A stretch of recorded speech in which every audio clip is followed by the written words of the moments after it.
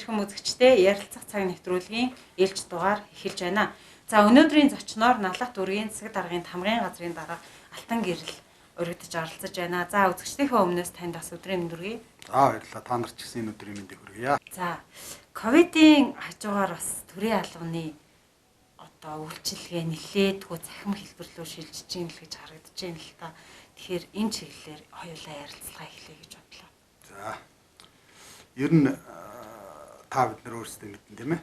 Энэ дэлхийг хамарсан коронавирусын халдварт өвчин цар тахал маань одоо бид бүхнийг гэлтгөө хуулийн этгээд иргэнийг хүртэл одоо бид бүгдийн маань хөлийг орчлоо шүү дээ. Энэ маань нэлээд удаан хугацаанд үргэлжлэх шинжтэй байна. Бид өөрсдөө бас тааж мэдэхгүй ийм олон зорилтуудтай тулгараад байна л да. Тэгээ өнөөдрийн хувьд бол бид нар яг л нэг л хэдхэн зүйлийн одоо шаблонд гэж ярих юм да орчлоо шүү дээ. Яг үнэхээр яг юу хийх вэ? Яаж ажиллаж амьдрах үйл ажиллагаагаа хэрхэн явуулах вэ гэдэг маань засгийн газрын 2021 оны 118 дугаар тогтоолоор баталсан коронавирус буюу цар тахлын төвшин тогтоох. Дээрээс нь төрийн байгууллага болоод хуулийн этгээд хувь хүний үйл ажиллагааны төр журам гэж гаргаж ирсэн. Ерөөсөө энэ өнөөдөр энэ журмаар л бид нар амьдрч амьсгалж байна. Өөрөөр хэлэх юм бол энэ төр журмаар энэ коронавирусын 4 ангилчихсан, тийм ээ? 4 ангилалд оруулчихсан. Халдваргүй, баг зэргийн алаг цог халдвартаа бүх нийтийг голомтлоод халдварлсан гэдэг. Ингээд нөгөөх маань нөгөө нэг шар улаан гэдэг 4 төвшнгөөр ангилчихсан. Тэгэл энэ 4 ангилал дотроо л бидний өнөөдөр Монгол улсын үйл ажиллагаа энэ дөрвөөр л амьсгалж байна. Өнөөдрийн байдлаар бид нар бол яг энэ төр журмынхаа дагуу бол 3 дугаар зэрэг арай хараахан улаан төвшинлүүнийг орж үзлээ шүү дээ. Хөлөөнөөс бүр мөсөн 120 үлж үзлээ. Одоо бид нар бол улбар шал төвшин буюу тодорхой хэмжээний зарим үйл ажиллагааг энэ маань хориглочихсон. Зарим үйл ажиллагаа маань тодорхой хэмжээнд явж байна. Тэгэхээр өндөржүүлсэн бэлэн байна. Тий, өнөөдөр бол 3 зэрэглэл дотроо тийм ээ өдөр тутмын болон өндөржүүлсэн бэлэн байдлаар л яваад байна. Бүх нийтийг хамарсан бэлэн байдлын зэрэг маань улаан зэрэгт орчуулбал бас жоох өндөрөлтэй байна. Одоо бид нар ямар ч хэлсэн өндөржүүлсэн бэлэн байдлын 3 дугаар зэрэглэлээр ингээд үйл ажиллагааг өнөөдрийн байдлаар оруулж байна. Цаашд одоо зэрэглэл буурах эсвэл зэрэглэл өсөх асуудал бол одоо энэ жоохон цар тахлаас л хамаарал ингээд явах асуудал. Тэгэхээр төрийн байгууллагуудын үйл ажиллагаа хэрхэн өрнөж явах вэ гэдэг нь бас яг шинэ орчинд орчихсон. Хууль эрх зүйн хувьд бол бид нар бол нэг хайхтар цахимаар ажиллана, тийм ээ? Эсвэл гэрээсээ ажиллана гэдэг энэ асуудал бол хууль эрх зүйн хувьд бол нэг хайхтар детальчлаад ингээд журмалсан юм бол байхгүй. Гэхдээ төр журмаар бол одоо жишээлбэл улбар шар төвшөнд гэхэд бол төрийн байгууллагууд 30 хүртэл хувиар ажилчдаа одоо ажилуулнаа. Дээрээс нь цагийн хязгаарлалтуудаа өөрсдөө зохицуулнаа. Дотоод үйл ажиллагаагаа бол дотоод хөдөлмөрийн дотоод журамдаа тодорхой хэмжээний заалтууд оруулаад явнаа гэдэг. Одоо маш нарийн детальчлаа заасан тийм ямар автомашинтай байх вэ?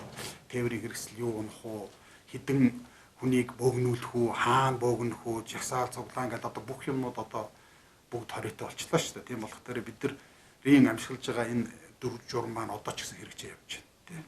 Тийм учраас нийслэлийн засаг дарга маань энэ нийслэлийн засаг даргаас гарч байгаа захирамжууд, дүүргийн засаг даргын гарч байгаа захирамжууд чинь зарим нь бол нэг сарын настай, зарим нь бол одоо нэг 15-6 хоногийн настай л байна шүү дээ. Тэгэл ингээл цаг үеийнхаа байдлаас өөрчлөгдөөл яваад байгаа жишээ. Одоо жишээлбэл дүүргийн засаг даргын хамгийн сүүлийнхэн захирамж нь А451 байна хэд ч өнөө. Энийгээр л бид нар л одоо үйл ажиллагаагаа зохицуулаад явж байна.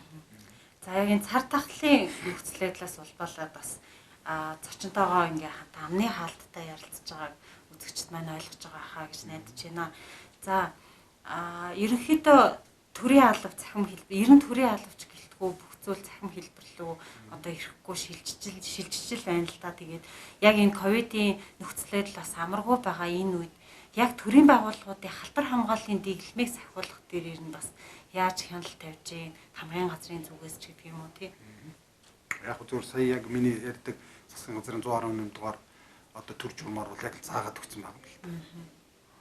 Ерөөсөө төрийн байгууллагуудын одоо та бүхэн ч гэсэн бас яг журмаараа бол 2 м, 1.5-2 м-ийн зайтай байх хэрэгтэй, амны хаалттай байх хэрэгтэй, ариутгалаа хийх ёстой. 2 цаг тутамд цонхоо онгойлгох ёстой. Тэгээ төрийн бүх ганцхан төр гэдэг байхгүй. Ер нь аж ахуйн нэгжүүд төрийн байгууллагууд бол 2 цаг тутам юугаа онгойлгохоос гадна 2 өдөр тутам ингэж одоо халдваргүйжүүлэлт бол байнга хийж явах ёстой. Дээрээс нь орж байгаа хүний халууныг хэмжиж явах ёстой. Бэлитэй байх ёстой. Амны масктай байх ёстой. За тэгээд цаашлах юм бол ямар нэгэн байдлаар тухайн байгууллага маань өөрөө одоо 10-аас илүү хүн одоо улбар шар төвшин жишээлбэл 10-аас илүү хүн нэг жишээлбэл цуглуулж болохгүй.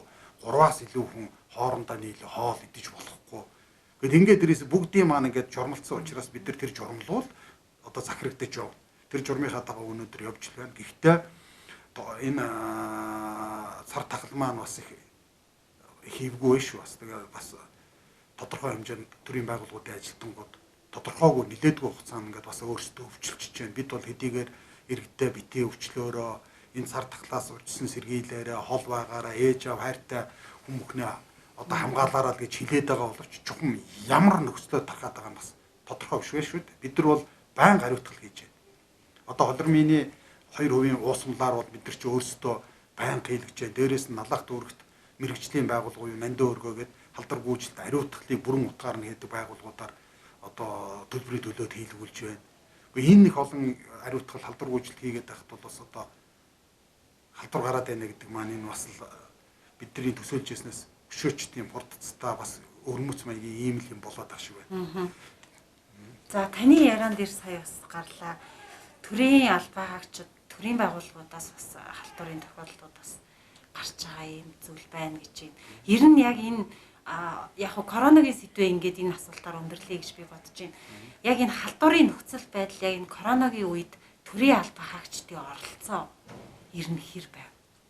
Одоо зөвхөн мэрэгжлийн байгууллагуудыг хамааруулахгүй гэх. Ер нь хүндрэлтэй байна. Яг үнэ хэлэхэд бол би бас налах дүүргийн төрийн албаны салбар зөвлөлийн даргын хувьд, нийслэлийн төрийн албаны салбар зөвлөлийн гишүүний хувьд бол ер нь төрийн байгууллага налах дүүрэгт өнөөдөр нэг босоо удирдлагатаа ингээд нэг нийтдээ төрийн 20 хэдэн байгууллагын 1981 төрийн албаагч ажиллаж байна. Бараг 2000 гаруй төрийн албаагч ажиллаж байна. Өнөөдөр ганцхан налах гэлтгүй ер нь Монгол улсын хэмжээнд ч гэсэн хэвлэл мэдээллийн хэрэглэл ер нь төрийн байгууллагуудын ажилтнуудын ярьж байгаагаа энэ төрийн албан хаагчийн ажиллах дархлаа сулраад байна л да. Суларсан байна. Энэ юугаар мэдгэж байна гэхээр тодорхой хэмжээнд гэрээсээ ажил, цахимаар ажил. За тэгээд дээрс нь богиносхон цагаар ажил гэж явсаар байгаад одоо төрийн албан хаагчид маань болж игэл одоо тэгээд шинэ орчинтойгоо дасах гэдэг юм уу? Хуучин шиг тийм одоо бөөгнөрөөд бүх юмнуудаа ингээд авдаг асуудлаас холдоод ингээд сулраад байна. Анхаарал суларч байна. Дээрээс нь тэр хэмжээгээр ажлын гүйцэтгэл маань жоохон сул болоод байна. Гадна орчны нөхцлөөс шалтгаалаад бидний бас төлөвлөсөн маш олон ажлууд маань цаг одоо удаашрж байна, хоошилж байна. Цаг хугацаанд амжихгүй асуудлууд бол гараад байна л да. Тийм учраас төрийн албан хаагчид маань нэг юм их сайн анхаарч ойлгож явах хэрэгтэй. Энэ маань бид бол одоо хагас жилийнхаа гүйцэтгэлийн төлөвлөгөөгөө дүгнүүлэх цагийн хугацаа нэрчлээ шүү дээ. Одоо ингээд хагас жил бид нар 21 он гараа юу хийвэ? Одоо энэ хугацаанд бид нар ямар ажлыг яаж амжуулгаа гэдэг та бид хоёр одоо сууж хагаад оны өмнөх нь бид нар баталцчихсан. Зөвхөн застаргын тамгын газар нэг байгууллага тийм үү? Налах дүүрэгт байдаг төрийн нэг 60 гаруй байгууллага дотор нэг байгууллага би өөрөө жишээлбэл та бүхэнтэй ярилцж хагаад гүйцэтгэлийнхээ төлөвлөгөөгөө баталсан.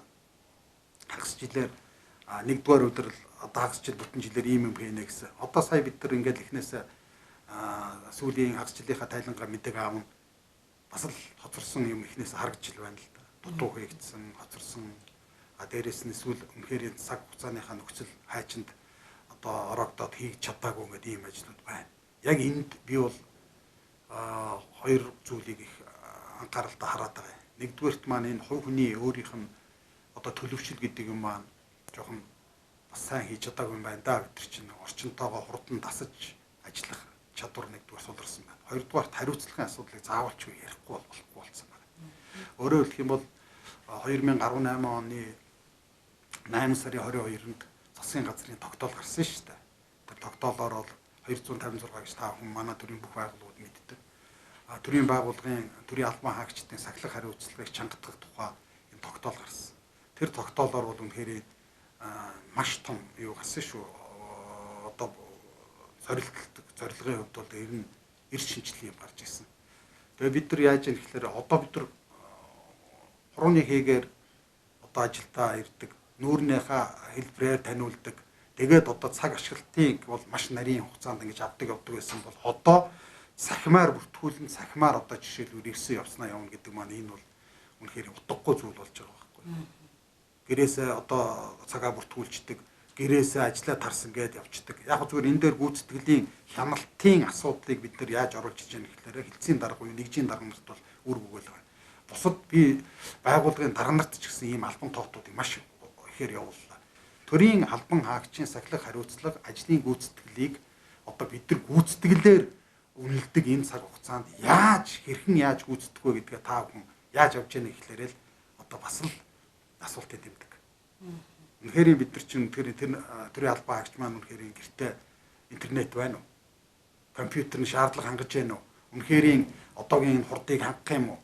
Өөр хүүхдүүдээс тусдаа өрөөнд одоо ингээ ажиллаа хийгээд байх болцоо байна уу гэдгээс ахуулаад одоо нийгмийн асуудал дээр нь хүртэл эргээд харах асуудлууд бол гараад ирсэн байна. Тэгээ одоо тэгээд ерөнхийдөө нэгэнтээ 30 хүртэл хуваар ажиллаж байгаа тохиолдолд гэрээс нь ажиллаулдаг.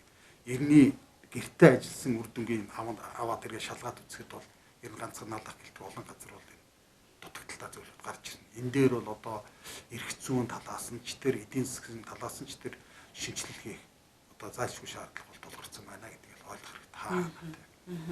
За өргөдөл гомдлын хувьд одоо иргэдийн санал хүсэлт өргөдөл гомдол одоо тэр талархлын үедээ ямар суугаар тамгын газар хүлээж авчи. За иргэдээс ирүүлж байгаа энэ өргөдөл хүсэлтийн одоо дийлэнх болгохыг ямар асуудлууд эзэлж байна. За ямар байдлаар эргэж хариу өгөх механизмтай ажиллаж ин гэх мэтчлэн асуултанд хариулвал. Яг одоо нэг бид нар бол өнгөрдөг 4 жил шалгаа авахгүй энэ жилийн бид нар зас даргын анхны одоо захирамжаар зорилт жилээ тодорхойлсон шүү дээ. Иргэдийн оролцоотой хариуцлагын жил болёо гэж. Иргэд маань оролцож ээж одоо хариуцлагатай байна. Хариуцлагатай байж ээж ажил үйлс маань бүтэмжтэй байна гэдэг тийм ээ. Энэ шумаараа бид нар аваад үзэхдээ энэ жил бол үнэхээр иргэдийн оролцоог шин төвшингээр оруулах шаардлагатай болсон. Жилийн жилд бид нар иргэдээс асуулга явуулдаг тийм ээ. За бид нар ирэх жил юу хийх вэ? Ямар бүтээн байгуулалт та бүхэн шаардлагатай байна. Энэ асуудлууд тэр та бүхэн саналаа оруулаач гэж оруулдаг тийм ээ. За энэ санал маань 22 онд бид нар жишээлбэл юу хийх вэ гэдэг санал асуулгыг 3 сарын 1-ээс 3 сарын 14-ний хооронд авч үзсэн. Тэгээд жоохон оролцоо бага байсан учраас сунгаад 3 сарын 31 хүртэл 1 сарын хугацаатай бид нар чинь сунгаад үзсэн. Тэгээ манайх бол иргэд маань оролцох ёстой иргэдийн маань санал өгсөй иргэдийн маань 90.6 хэмжүүлэлтэй их өндөр хувьтай орсон шүү дээ. Нийслэлийн хэмжээнд манайх 2 дугаар байранд орсон. Тэгээд эндээс юу харж байгаа гэхээр иргэд бол одоо маш тодорхой хэмжээнд гаргаж ирсэн тэр аппликейшн ухаалаг юмнуудыг бид аппликейшнуудыг ашигладаг болсон байна. Тэрнтэй адилхан бол нутгийн захиргааны байгууллагуудын өөрсдийн одоо вебсайт байна те бидний одоо аппликейшнүүд байна. ERP програмаар одоо бид нар маань төрийн байгууллага болон төрийн бусад байгууллагуудад өгдөг одоо өргөдөл гомдлоо хүлээж авдаг юм цахим хэлбэрт орчихсон юмнууд байна шүү дээ. Тэгтэл манайх бол маш олон байна тийм ээ. Засгийн газрын 11 нийслэлийн 1800 1200 дээрээс нь маш олон юу лээ да нутгийн захиргааны юун дээр нэг цэгийн үйлчилгээнээс ингээд өргөдөл гомдлоо өгөх нөө цахим хэлбэр утасны ч юм уу тийм юунууд бол програмууд бол нээлттэй болчихсон. Налах дүр хүлээж авахгүй бол засгийн газар руу өгдөг болчихлоо шүү дээ. Засгийн газар руу ханддаг боллоо, нийслэл рүү хандаад өгдөг боллоо, нэг цэгийн үйлчилгээнд өгдөг боллоо. Энэ өргөдөл гомдлууд маань цуглараад үнэхээр тэнд нийслэлд манайх өөрсдөө шийдэхэр бол нийслэл наашаага буцаагаад бид нар лугаа өгчөж байна. Тэндээ шийдэх юмнуудаа өргөдөл гомдлуулаа шийдчихэж байгаа. За хагасчлалын байдлаар бол нэг ойролцоогоор налах дүргт бидэрт ирсэн юугаар бол нэг 470 хэдэн өргөдөл гомдол ирсэн. Хагас жилийн байдлаар л та. Ер нь тэгээд ингээд дундчлаад аваад үзэхэд энэ жил бол яг 19-20 оны жилээр дундчлаа ботход 1000 орчим. Тий, ер нь нэг 800-аас 1000 байдэн шүү дээ. Тэгээд энэ байдаг явдаг. Заримдаа 1000 жоохон гараад явцдаг. Тэгээд ямар ч бас энэ өргөдөл гомдлуудыг авч яана. Нутгийн захиргааны байгууллага болон төрийн байгууллагуудад иргэдээс өргөдөл гомдол гаргацдаг. хуультай шүү дээ. Өргөдөл гомдол гаргадаг хуультай. Энэ хуулийн маань дагуу гарсан ирсэн өргөдөл гомдлыг 30 хоногийн хугацаанд дотор шийдвэрлэх ёстой. Бүр шаардлагатай тохиолдолд цаг хугацаа хөрөнгө мөнгө шаардсан өргөдөл гомдлыг нэг удаа сонгох буюу одоо 60 хоногт шийдэх ёстой л доо. Гэхдээ бид нар шиг ийм налаах шиг ийм өрмөц онцлогтой хамаа мэддэг ажил үйлчилгээ төрийн байгууллагуудын уялдаа ойрхон байршил ойрхон энэ юм нөхцөлд бол бид нар бол маш урт хугацаа шийдэж байгаа. Өнөөдрийн байдлаар дундчлаад аваад үзэхэд налаах дүүрэг маань иргэнээс ирсэн өргөдөл гомдлыг 5 хоног дотор багтаагаад шийдчихэд байна гэсэн ийм юу гарсан л да. Манай хяналт шинжилгээ үйлдвэрлэгээр ингэ гараад ирсэн.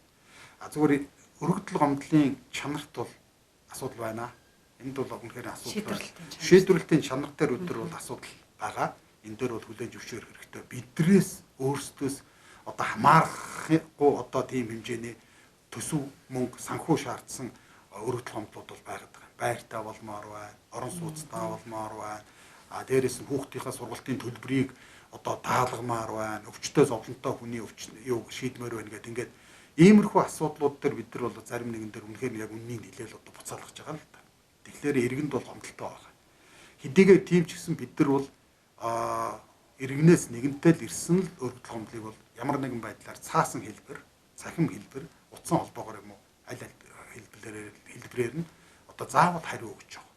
Хэрвээ танд ямар нэгэн байдлаар хариу өгөөгүй, удаасан эсвэл хаана яваа нь мэддэхгүй таг чиг болсон ийм асуудал байх юм бол манай дүүргийн удирдлагуудтай шууд биеэр уулзах тийм болцоо нөхцөл бидэрт байгаа тийм ээ. Засаг дарга маань 7 хоног болгоны 4 дахь өдөр иргэдийг хүртэл авч уулздаг. Юутаас жоромтаа шүү дээ. Одоо энэ ковидын үед бол байдлыг өгөөдөд бид нар цахим хэлбэрлүүл орчоод байгаа болохоос биш. Энэ өргөдөл гомдлын асуудлууд бол харьцангуй хөвсгөл гарсан гэж би бол өөрөө хувьдаа бол бодож байгаа. Одоо бол чанарт асуудал хэрэгтэй байна.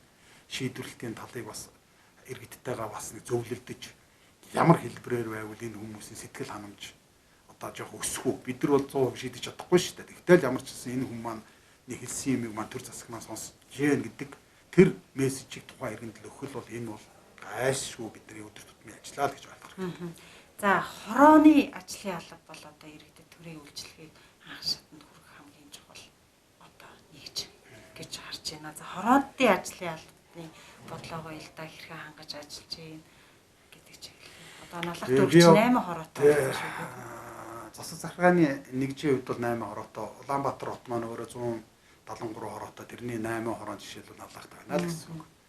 Тэгээд одоо засаг даргын ажлын алба зохион байгуулагч байна, нийгмийн ажилтан байна. Тэн дээр улсын бүртгэлийн мэрэгжилтэн байна. Зүгээр цаашлаад нөгөө юу хөдөлмөр халамжийн үйлчилгээний мэрэгжилтэн байна, цагдаа байна, өрхийн эмнэлэг байна, тийм ээ. Ингээ бүтэн баг ажиллаж байгаа.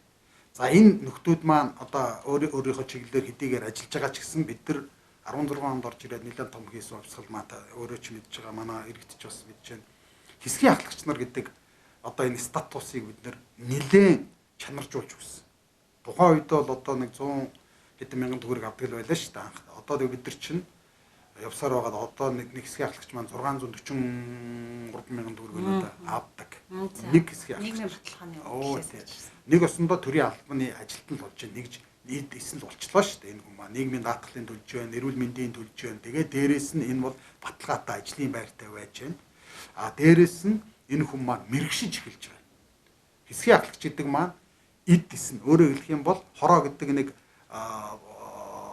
юу застраханы нэгж байлаа гэхэд тэр дотроо хэдэн гудамжийг хариуцах уу, хэдэн айлыг хариуцах уу гэдэг чинь бол хуулийн заалтаа тий. Одоо жишээлбэл гэр хороолт бол 300 хүртэл өрөхтөр нэг хэсгийн ахлагч байна. Байшин хороолт гэр хороолт дээр 250 хүртэл байшин хороолт бол 300 ч юм уу нэг хэсгийн ахлагч байна гэж байна. Магадгүй зарим нэг хэсгийн ахлагч нар маань ачаал нь жоох өндөр байж магадгүй 300 гарсан ч байж магадгүй. Гэхдээ юу ярьж байгаа гэхээр төрийн үйлчилгээ дуу хоолойг хамгийн түрүүн хүрэх ёстой нэг ч нуганд хэсгийн ахлагч нар байна. Бид нар эдийг бас нэг тодорхой хэмжээнд системтэй сургалтанд олон хамрууллаа. Тодорхой хэмжээнд мэдээллийг байнга өгдөг боллоо. Тэр тухайн гудамжинд тухайн айлд гарч байгаа асуудал уг нь номороо болдог бол хэсгийн ахлагчаар дамжигдаад хорон даргаасаа дамжигдаад дээш шатлынхаа байгууллагууд руугаа ингээд явчихвол уг нь амар байх хэрэгтэй тий систем тийм байх хэрэгтэй. Тэрийг хэсгийн ахлагч одоо тухайн иргэн хоёрын уялдаа жоохон зай гарчихлаарэ л иргэн говьд авчдаг. Хог ачлт муу байна. Хугацаанд ирэхгүй байна. Нохоо устгах болохгүй байна. Гэрэлтүүд чинь болохгүй байна. Камержуулт чинь болохгүй байна. Хүүхдийн тоглоомын талбай асуудалтай байна. Худаг маань бидрээс холдоод байна. Хүнсний дэлгүүрүүд маань тодорхой хэмжээний байна. Тэгвэл хэсгийн ахлагчийн одоо мэдээллүүдийг харж байхад нөгөө хариуцлагуудаас гадна тэдний эрхүүд бас нэлээд нэмэгдэж байгаа харагдаад байна. Жишээ нь олон нийтийн цагдаа ч гэдэг юм уу, мэрэгжлийн хяналтын тэр дэглэм сахиулагч гэдэг юм уу, хэсгийн ахлагч хүн өөрөө очиж шаардлага биелүүлэхгүй байгаа иргэнээс хариуцлага нэгтэй тэр эрх нь бас бий болоод байна. Энэ одоо бол нөгөө нэг сая бид нар бас нэлээд ярилцсан, нийслэл дээр ч бас ярилцаад байгаа. Хэсгийн ахлагч гэдэг хүн хэн бэ гэж. Хэсгийн ахлагч гэдэг хүн бол эцэст яг статусын тогтоогод энэ хэн бэ гэдгийг тогтоож өгөхгүй бол одоо чиний хэлдгээр бол цагдаагийн байгууллага, олон нийтийн байгууллагын статусын эрх өгч байгаа шиг мэрэгжлийн хяналт бол орон тооны бус бас нэг мэрэгжлийн байцаагч юм өгж जैन. Дээрээс нь ингээд онцгой байдал ч юм уу ингээд ерөөсөө явсаар хамгийн буруутай хүн хэсгийн ахлагч болчих гээд хамаг ажил тэн дээр хаягдчих гээд ийм асуудлууд байгаа учраас энэ ажлын цааг ялгааг бол гаргаж өгөх ёстой юм билээ. Хэсгийн ахлагч бол хэсгийн ахлагчаа л гэнэ. Түүнээс үүш тэр улсын байцаагч юу байдیں۔ Тэр чинь тусдаа ажлууд байхгүй. Ийм ажлууд олон юмуд яваад байгаа. Далайх дүүргийн хэмжээнд бол нэг 50 хэсгийн ахлагч байна. 8 орон дээр. Энэ 50 хэсгийн ахлагч маань одоо тодорхой хэмжээнд өөрийн гэсэн ажил өөрийн хуваарьтай байхгүй. Тэн дээр нь нэмээд дахиад одоо өөр байгууллагуудын ийм асуудал ороод ирэхлээр нэгдүгээр олон ажилд авахцаад ирэхлээр чанармууд нь, хоёрдугаар эзэнгүүд нь, гуравдугаар нэгэнтээ тодорхой эзэнгүү болоод ирэхлээр чинь одоо иргэдийн маань гомдол бол эхнээсээ гарч ирж байна гэдэг чинь эндээс л гарч байгаа. Эндээс л үүдэлтэй юм байна. Иргэд төрийн харилцан уялдаа сайн хангагдаагүй газар л дандаа тийм гомдол гард юм л да. Түүнээс биш мэрэгсэн харьцангуй гайгуулж байгаа хэсгийн ахлагч нар бол шатандаа асуудлыг шийдээд байгаа. Болцоо байгаа байхгүй тэр иргэний одоо гомдол мэдээлэл гэдэг чинь өдөр тутмын жоох юм байдэн шүү дээ. Уг нь бол ингээд асуудлыг шийдчихэд бол даанч хандлага, сэтгэл, ойр зүрийн юм л батаад байгаа. Энэ дээр бол яг хорооны засаг дарга нарын ур чадвар энэ дээр харагдаж байгаа. Хорооны засаг дарга нарын мэдрэмж энэ дээр харагдаад байгаа. За тэгээ хорооны засаг даргад одоо үйлчлэгээ үзүүлж байгаа ажлын алба болох зохион байгуулагч нийгмийн ажилтнуудын сэтгэл зүй хандлага энэ дээр харагдана. Энэ дээр бид нар чинь сая яг үнэ нэг үгүй ярихад сая 21 оны ер нь хэр зэрэг байваа гэдэг хагас жилээр нь сэтгэл ханамжийн судалгаа хийлгэлээ л дээ манай. Дунд гэсэн дүн тавьсан байна. Сүүлийн 18, 19, 20 онууд дээр чинь бид нар бол ер нь сайнаас нэмэх сайнтай ч юм уу тиймэрхүү байдаг байсан бол сая бол үнэхээр болохгүй шүү дээ. Үнэхээр энэ ковидын үед энэ цар тахлын үед бид нар өөрсдөө ч тасан цогцож чадахгүй хэд ториодоо дээрээс нь ингээд яв гаргачлаа сайн олохгүй. Тэгэл иймэрхүү байдлуудаас шалтгаалаад бол ерөнхийдөө сэтгэл ханамж бол дунд зэрэгэл байна. Ер нь нийгэм маань ч тийм байх шиг байна.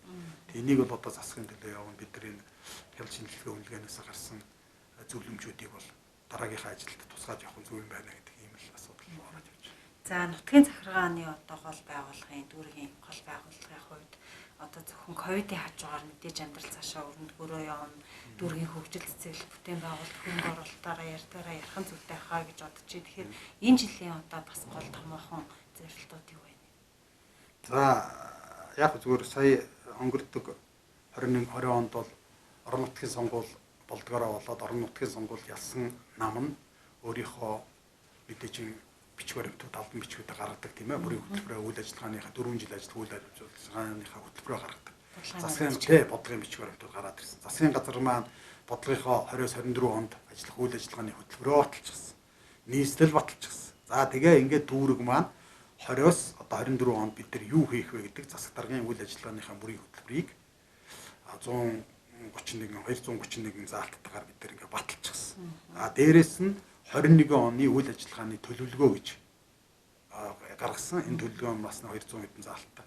Ингээд төлөвлөгөө баталсан энэ төлөвлөгөөнүүдээр бид юу хийх вэ гэдгээ маш детальчлаад.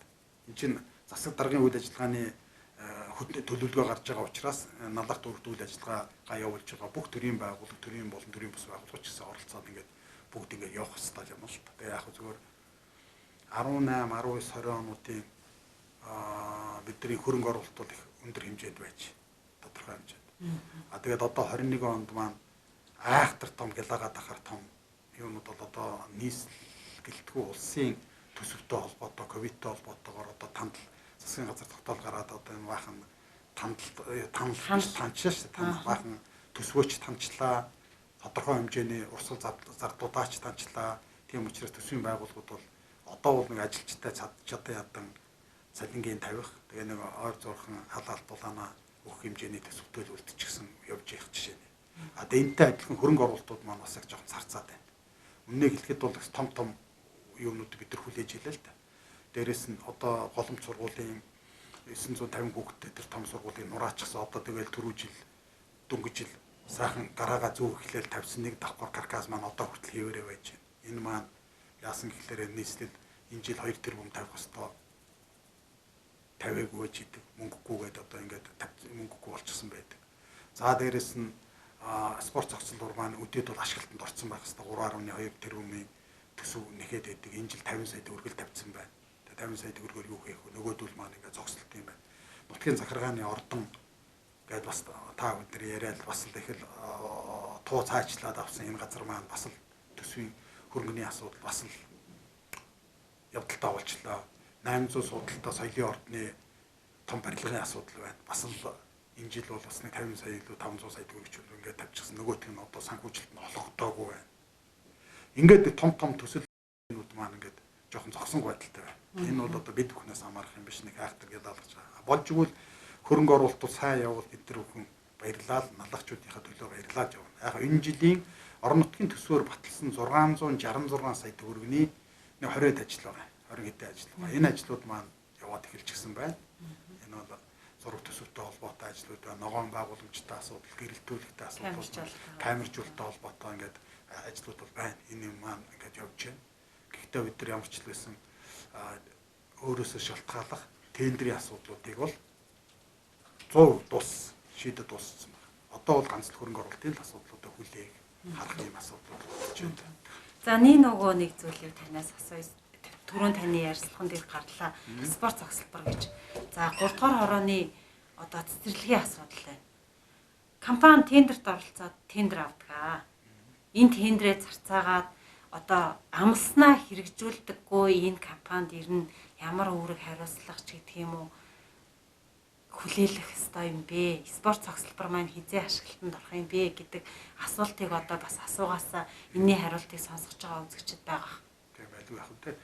Би өөрөө ч гэсэн 3 дугаар хороо замчны гудамжинд тэнд л бас шороо хөдөлгөж өссөн хүүхдийн хувьд бол тэнд намайг байгаа хат бас нэг давхар сайхан цэцэрлэгтэй байлаа.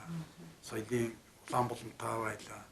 Ийм тал байсан л да. Одоо бид бол тэгээд одоо хөгжөөд байна уу эсвэл ухраад байна уу гэдгийг би бас заримдаа бас гайхаад боддیں۔